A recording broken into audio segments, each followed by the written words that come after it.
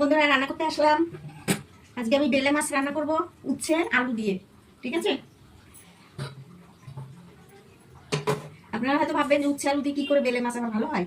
দারুণ হয় খেতে, না খেলে বুঝবেন কি করে। খেতে দারুণ হয়, বুঝেছেন? না খেলে বোঝা যাবে না। তা এইভাবে করে খেয়ে দেখবেন। আমি এখানে কড়াইও বসিয়ে দিয়েছি, কড়াইতে তেলও দিয়ে দিয়েছি। তেলটা আমার গরম হবে। এখানে বেলে মাছ আর 3 পিস আছে কাতলা মাছ, সব দিয়ে আমি আজকে রান্না করবো। এই দেখো ছোট ছোট বেলে মাছ পেয়েছি বাজারে, খেতে খুব ভালো লাগে। তেলটা আমার গরম হয়ে গেছে, আমি আগে বেলে মাছটা দিয়ে দিচ্ছি। ছোটো ছোটো মাছ তো সবাই একসঙ্গেই ভাজবো, মাছটা একটু কড়া করে ভাজবো, নাহলে উচ্ছে আলু দিয়ে না ভালো লাগে না খেতে।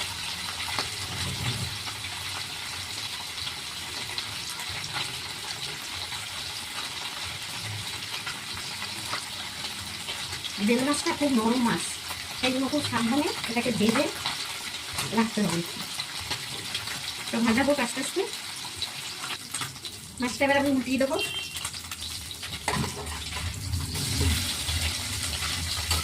এক পিস খুব সুন্দর ভাজা হয়েছে, বুঝছো? একদম লাল লাল হয়ে গেছে। সেরকম করে ভাজতে হবে, না হলে খেতে ভালো লাগবে না।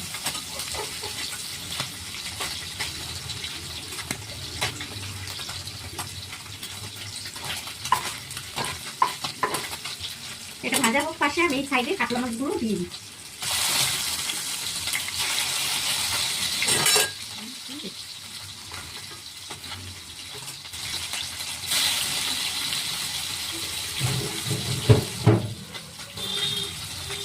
এটাও ভাজা হোক। মাছটাকে আমি তুলে দিচ্ছি, বেলে মাছটাকে তুলে দিলাম। বেলে মাছ খুব নরম মাছ, তুলতে গেলেও ভেঙে যায়।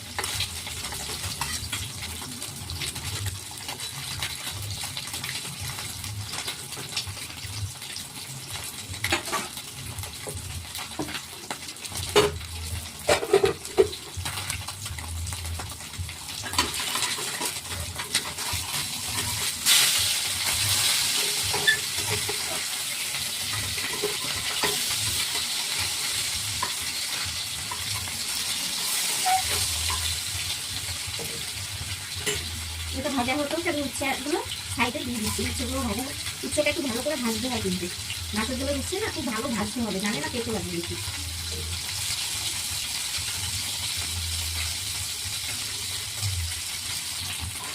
কাতলা মাছটা ভাজা হয়ে গেছে, তুলে দিই।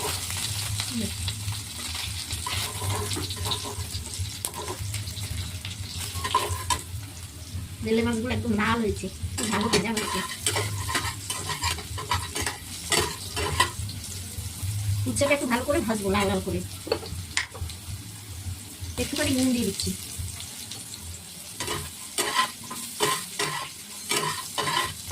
নুন দিলে যে কোনো জিনিসের বেশ নরম হয় আর ভাজাটা বেশ সুন্দর হয়, নুনটা ভেতরে ঢোকে।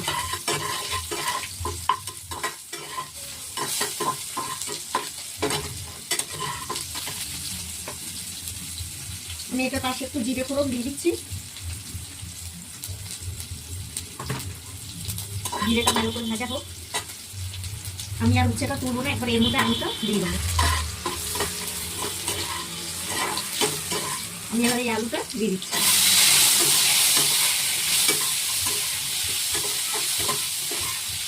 নতুন আলু খুব ভাজবো না, তাহলে এটা শক্ত হয়ে যায়।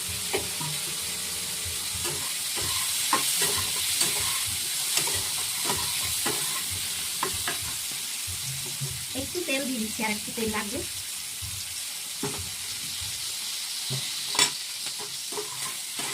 আমি এখানে জিরে বেটে রেখেছি, ধনে আর জিরে, সেই জল দিয়ে আমি এটাকে গুঁড়ে রেখেছি। এই যে এটাকে দিয়ে দিচ্ছি। এই হচ্ছে আমি ধনে আর কিছু করবো না, শুধু এই ধনে জিরে বাটা দিলাম আর একটুখানি কাঁচা লঙ্কা বাটা দেবো। এই কাঁচা লঙ্কা বেটে রেখেছি, 1 চামচ দিয়ে দিলাম। এবার আমি এটাকে ভালো করে কষাবো। হলুদটা দিয়ে দিচ্ছি, হলুদ 1/2 চামচ, আর 1/2 চামচ এই যে লাল লঙ্কা। নুন দিয়ে দিচ্ছি আর একটু, ব্যাস।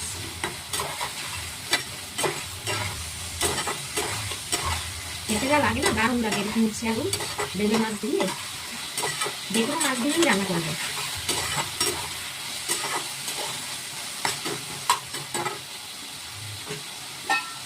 আমি একটু ঢেকে দিচ্ছি, একটু মশলাটা কষানো হোক, তারপর জল ঢেলে দেবো। আমি এটা ঢেকে দিচ্ছি, জল দিয়ে দিচ্ছি, ঢেকে দিচ্ছি। ঢাকনাটা খুলে দিয়েছি, সেটা বলতে গিয়ে বলছি ঢেকে দিয়েছি।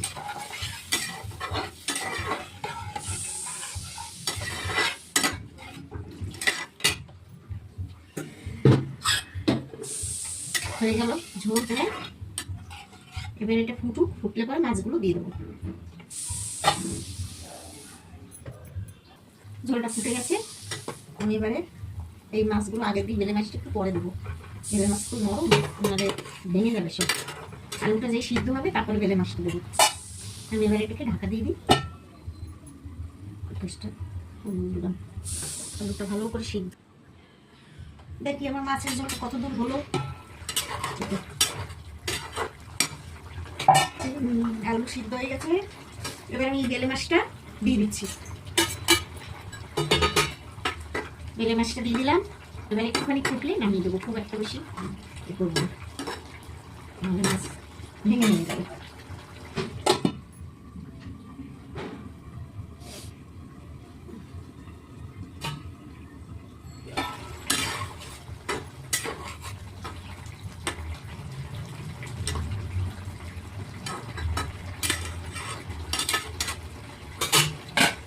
আমি এবার ঝোলটাকে নামিয়ে দিচ্ছি, গ্যাসটা অফ করে দিলাম। এই যে আমার বেলে আর কাতলা মাছের ঝোল কেমন হলো কমেন্টে জানাবেন, ঠিক আছে?